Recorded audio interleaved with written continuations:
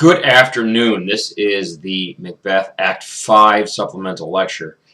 In class, we've covered Acts 1 through 4 in tremendous amounts of detail. Because of time, however, this year, I did not get the opportunity to cover 5. In the future, if I do use this video in class, it will cover 5. It'll review the information. Whether or not we actually got to this in class, that's a completely different element. This is designed also as a way to keep everything in perspective and review for the test that we have coming up shortly. So keep that in mind as you go. I wanted to start actually with the last line of Act 4 going into Act 5. We have at this point discussed Macbeth's character. I've set up the idea that Macbeth is completely deteriorating during basically everything that happens after the murder of Duncan in Act 2. He kills Banquo. Act 5, his wife goes crazy. We have the doctor that shows up in 4. We have the messenger. We have several Deus Ex Machina characters that we want to trace in our notes so that we have that information. So I always like to go through and make sure that I have a character list. I will post on Moodle a picture, a graph that Mr. Pinchak gave me the other day, just as a way to sort of review schematically what's going on in Macbeth. So I'll post that underneath this video link on Moodle as soon as I finish this. So keep that in mind as you go through. But the very last line of Act 4, the night is long that never finds the day. The night is long that never finds the day. Final line of Act 4. This is relevant, I think, because it does sum up everything in the play. Macbeth is stuck in this sense of eternal night. He can't get past his own problems. Everything has begun to collapse. This is that chain of being argument that the world has to correct itself because of his mistakes in stepping out of the chain. We tied that into the Canterbury Tales. We can look at it, King Arthur, Arthurian legend. This really isn't a difficult concept for us. So if we go to that final line, the night is long that never finds the day. As you're working on your final Macbeth paper, this also does have some relevance, I think, to the way we've addressed the themes. So, Act 5, Scene 1. Enter a doctor. It says enter a doctor of physic and a waiting gentlewoman. We have to have those Deus Ex Machina characters. Why the doctor? If we go with the premise that the entire play is about Macbeth's sort of mental illness and his deterioration, it then makes sense that the doctor is that character that comes in to reveal to us that Lady Macbeth is suffering from sleeplessness. Now, sleeplessness, mental insanity, we can put that in a one lump category is the way that Shakespeare uses it. Lady Macbeth can't sleep because of her guilt. She's crazy and seeing visions at the end of the play because she suffers from those problems. So the doctor comes in and says she's sleepwalking. These are problems. Enter Lady Macbeth with a candle. Lo you, here she comes. This is her very guise, and upon my life fast asleep. Observe her stand close. So it takes several lines, but they observe Lady Macbeth sleepwalking.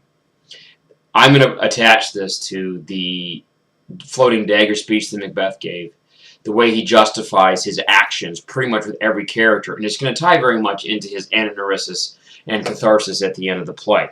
Lady Macbeth, famous speech, out damn spot, out I say, 1, 2, why then 'tis time to do it, hell is murky, fie my lord, fie, a soldier and afeard, what need we fear, who knows it, when none can call our power to account?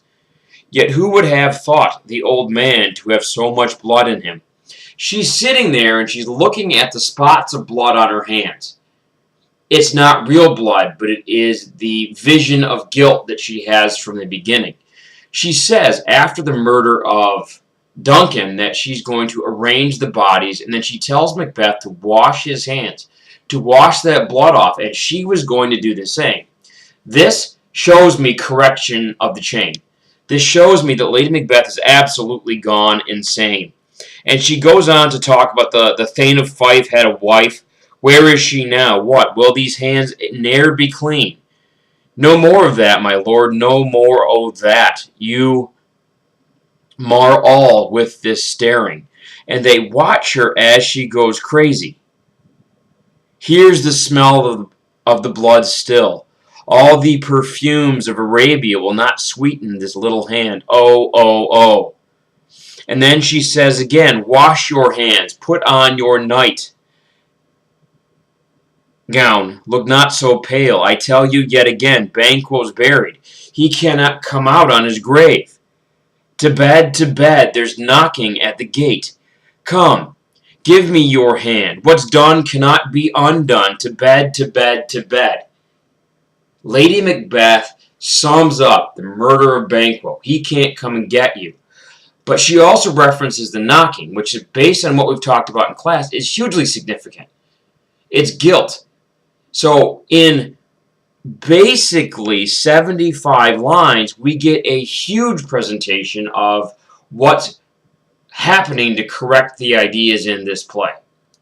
Keep it in mind as you're writing a character analysis. I don't think you can write that paper without understanding first that Lady Macbeth is so pivotal to the plot.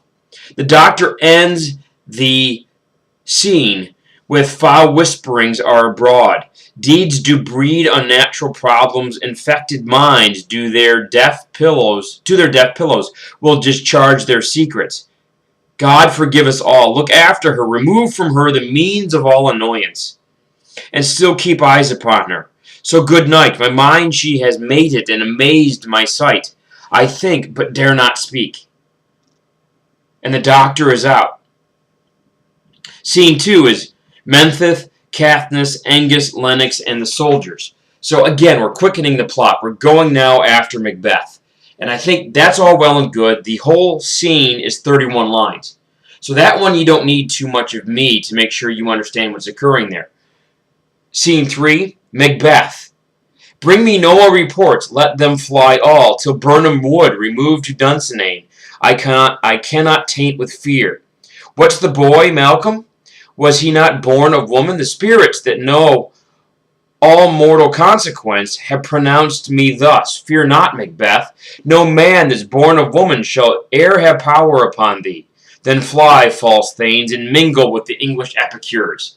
He's all brave here at the end when he has the power of some stupid prophecy to guide him in the process, to keep him together. And so we move several lines now to 30. I keep looking down because I have this gigantic text in front of me. This is the Riverside Anthology of Shakespearean verse. So this is the text I'm using today. It's easier than trying to access the iPad. Satan comes in. I love it. You can call it Seaton. You can call it Satan. It's S-E-Y-T-O-N. I find that a tremendously ironic element here at the end. Satan comes in. What's your gracious pleasure? What news more? All is confirmed, my lord, which was reported. I'll fight, Macbeth says, till my bones... Macbeth says, I'll fight till from my bones my flesh be hacked.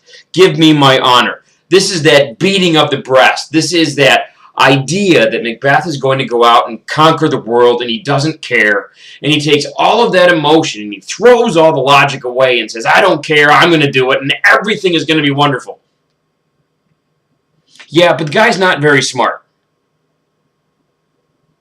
The doctor comes in, again, like he had done in 4, like he had done in 5, to try and calm Macbeth down. I don't think it goes too well.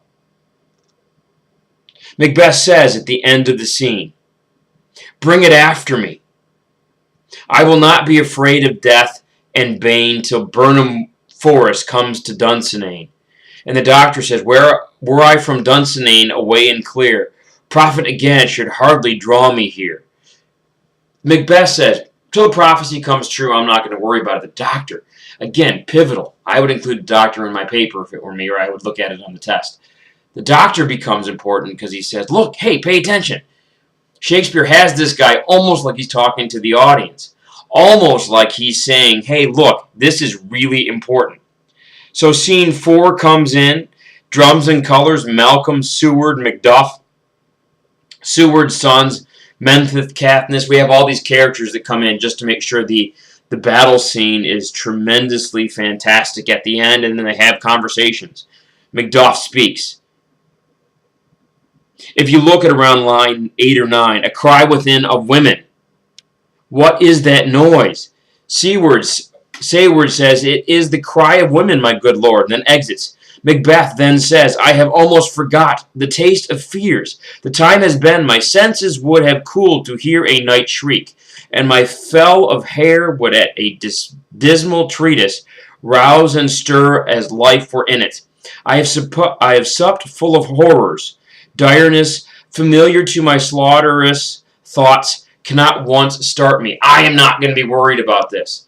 I made the argument in class that Macbeth's catharsis and his ananorisis, other order, ananorisis first, then catharsis, takes place over a long extended period of time. So Macbeth says, I've almost forgotten what all of this means. I'm not going to be put in a bad position because somebody's trying to scare me. And Macbeth ends, and this is like line 15, she should have died hereafter. There would have been a time for such a word, tomorrow, and tomorrow, and tomorrow. Creeps in this petty pace from day to day, to the last syllable of recorded time, and all our yesterdays have lighted fools the way to dusty death. Out, out, brief candle. Life's but a walking shadow. A poor player that struts and frets his hour upon the stage, and then is heard no more. It is a tale, told by an idiot, full of sound and fury, signifying nothing. What a huge, huge speech by Macbeth. I would offer ananorisis. Tomorrow, and tomorrow, and tomorrow. That is where the answer will come. That is where we will see what the true consequences of fate might be. It is a story told by an idiot. This whole idea of believing that you're stronger than something else is a story told by an idiot. And to a certain extent, only an idiot is going to buy in and believe what's really going on. Or a better way to put that is only an idiot would believe the lie that he tells himself from the beginning of Act 1. The messenger comes in, and as we have already known, the messenger really doesn't bring good information. I've used the term deus ex machina over and over. I think the messenger here too is an example of deus ex machina. In line 35, the messenger says, let me endure your wrath. If it be not so, within this 3 miles may you see it coming. I say a moving grove. Macbeth says, if thou speakest false, upon the next tree shalt thou hang alive, till famine cling thee. If thy speech be sooth or true, I care not if thou dost for me as much. I pull in resolution, and begin to doubt the equivocation of the fiend that lies like truth. And he goes back and he quotes the prophecy. Fear not till Burnham Wood does come to Dunsinane, and now a wood comes to Dunsinane. Arm, and out. If this which he avouches does appear, there is not flying hence, nor tarrying here. There is no way for Macbeth to escape. Fate has come back to catch up to Macbeth. And this is the end of Scene 3 of Act 5. He learns that the wood is coming. The messenger brings the information. So at this point, the witch's prophecy, in a completely natural way, has come true. And for Macbeth, this is critical. Scene 7. Enter Macbeth. They have tied me to a stake. I cannot fly. But bear-like I must fight the course. What's he that's not born of woman? Such a one am I to fear or none. Enter young Seward. What is thy name? My name's Macbeth. The devil himself could not pronounce a title more hateful to mine ear. Nor more fearful, says Macbeth. Thou liest, abhorred tyrant. With my sword I'll prove the lie thou speakest. Fight, and young Seward is slain. So Macbeth kills yet somebody else in the process. Macduff, Macduff, that way the noise is. Tyrant, show thy face. And then he says, in the moment of redemption, this is where the play gets resolved. And I'm very quickly towards the end. If thou be slain with no stroke of mine, my wife and children's ghosts will haunt me still. I cannot strike at wretched kerns whose arms are hired to bear their staves. Either thou, Macbeth, or it says, either thou, Macbeth, or else my sword with an unbattered edge I sheath again unheeded. There thou shouldst be. I love this. Macduff looks at Macbeth and says, you will fight me with your own hand. I'm not going to send somebody else to do my dirty work. There is absolutely no point in making that happen. So there is a stark contrast between Macbeth and Macduff in these final scenes. So please pay attention to that as you go. And as you see me looking down, we get to the end of Scene 8. And Macbeth is slain in Scene 8. They fight. Look at this final set of information. Macbeth says, Thou losest labor. As easy mayest thou the entrenchant air with thy keen sword impress as make me bleed. Let fall thy blade on vulnerable crests. I bear a charmed life which must not yield to one of woman born. Macbeth still holds on to that other part of the prophecy. You're not going to attack me. You're not going to win. And Macduff says, despite thy charm, just got to make sure I have some pictures here in my text that I have to get past. He says, despair thy charm, not despite. Despair thy charm, and let the angel whom thou still hast served tell thee, Macduff, Macduff was from his mother's womb untimely ripped. Macbeth, accursed be that tongue that tells me so, for it hath cowed my better part of man. And be these juggling fiends no more believed, referring to the witches, that patter with us in a double sense, that keep the word of promise to our ear, and break it to our hope. I'm at 17 minutes and 13 seconds, and I think this is probably the most important line. Macbeth says, again, and be those juggling fiends no more believed, that palter with us in a double sense. Damn those witches that tell us one thing and allow us to believe one thing when it turns out to be something completely different. Again, if you're referencing, this is Scene 8 around line 20.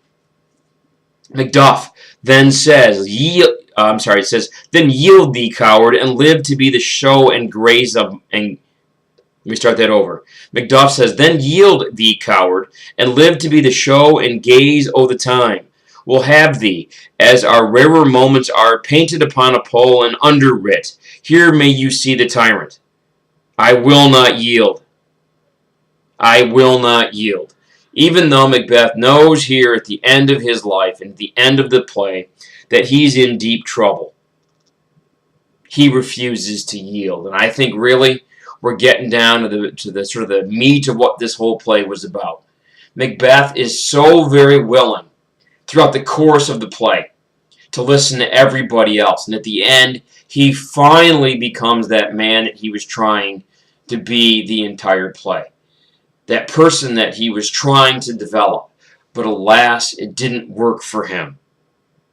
He says, yet I will try the last. Before my body I throw my warlike shield. Lay on, Macduff, and damned be him that first cries, hold enough. Exit fighting, alarms. Macbeth charges off after his manhood in that final portion of the text. It took him 4 acts and 8 scenes to get to the point where he can finally man up and be his own person. Lady Macbeth dies of insanity. Everybody else that was wrapped into the plot, all of that revenge, all of those ideas have now sort of come to roost for Macbeth. And he has to absolutely become accountable for the information. In Scene 9, which really wraps up the play, and you get a whole bunch of contextual notes after that, the chain of being is righted. Macduff has become king. He's resolved all the circumstances. Macbeth has been killed. And Malcolm is the one that gives the final speech of the play. Why Malcolm? The story starts with Malcolm. He's Duncan's son. He's the rightful heir. He's the one that has to sort of step in and fill the void after all this has occurred. So Malcolm says, "We shall not spend a large expense of time before we reckon with your several loves, and make us even with you, my thanes and kinsmen. Henceforth be earls, the first that ever Scotland in such an honour named. What's more to do, which would be planted newly with the time, as calling home our exiled friends abroad that fled the snares of watchful tyranny, produced forth the cruel ministers of this dead butcher and his fiend-like queen."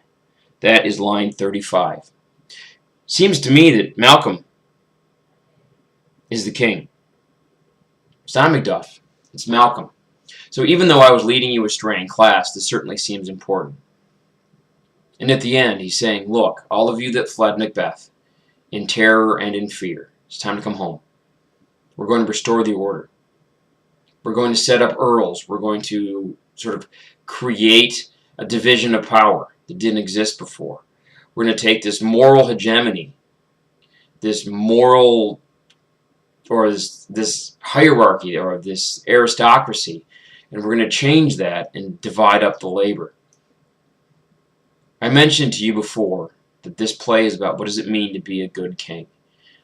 What does it mean to be a good person? And are those two elements connected with each other? So if you look at the last few lines, he says again, "Of this dead butcher and his fiend-like queen," 35, "who, as 'tis thought, by self and violent hands took off her life. This and what needful else that calls upon us, by the grace of grace, we will perform in measure, time, and place. So thanks to all at once, and to each one, whom we invite to see us crowned at Scone." And everybody exit omnes. Everyone exits.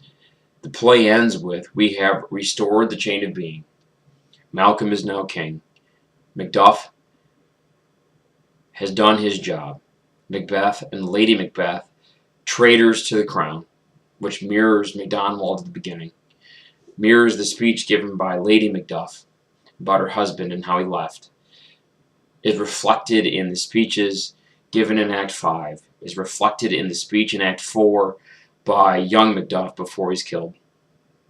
All these things about restoring the chain of being are certainly appropriate here in the final scenes of the play. And the play ends at line 41 of scene 9. It's quick, short scenes. When you look at this play in relationship to your study, understand that Act 5 is resolving the conflict. Talked about Macbeth's catharsis, his anagnorisis, the speeches that he has. Notice we don't kill him on stage. Macduff and he fight. Macduff wins, as is completely and entirely appropriate, and the play ends. So you have a series of information. You have a series of pieces that you need to put together. Talk about the chain of being. Talk about why characters act the way that they do. Be aware of your definition of tragic character. How that definition of tragic character does or does not hold true in the course of this play. Look at the anagnorisis, that realization of the tragic flaw. Be able to identify the tragic flaw as hubris, H-U-B-R-I-S. Make sure that you have everything nice and neatly arranged in your understanding of this play. Talk about the Weird Sisters and the role that fate plays. I think if we address this from the idea that the play has tremendous amount of room for interpretation, you're going to be fine. So the test tomorrow is 50 points. It's designed to take an hour or a 45-minute period. Depending on how well put together you are, we'll see how you do. And then you have your paper due on Wednesday that has to be into the writing lab or to Mr. Spilker no later than Monday, so you give him time to review it. So make sure you get those things finished. I'm currently at 24 minutes and 54 seconds. That is this lecture. There's some minor vocal pauses, there's some things in here, but that's sort of a real example of how a lecture works. I wish you the best and good luck with tomorrow's test.